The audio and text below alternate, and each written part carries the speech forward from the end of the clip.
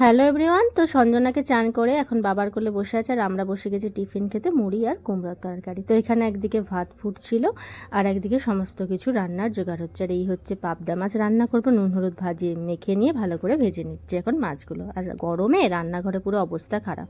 মাছের জন্য সর্ষে পোস্তটা কষিয়ে নিচ্ছি। এই যে মাছ একদম প্রায় রেডি, প্রায় হয়েই গেল। আর মটন এদিকে কষাতে বসিয়ে দিয়েছি। তারপর রান্না করে ওকে এখন দিয়ে দিচ্ছে মা খেতে। খাবারে ছিল ফ্রাইড রাইস, পটল ভাজা, শাক ভাজা, মটন কষা, আর তার সাথে ছিল পাবদা মাছের ঝাল, দই, মিষ্টি, আর তার সাথে আম শসা। ও যেহেতু জামা ষষ্ঠীর দিন থাকেনি, তাই আজকেই একটু খাবারের আয়োজন করা হয়েছিল। নর্মালি এগুলো ঘরে খাওয়া হয়, তো সেটাই করা হয়েছিল। এগুলোই আমরা সবাই খেয়ে নেবো। তো এখন এই যে বসে গেছে খেতে, খাবার দাবার সব খেয়ে নিচ্ছিল।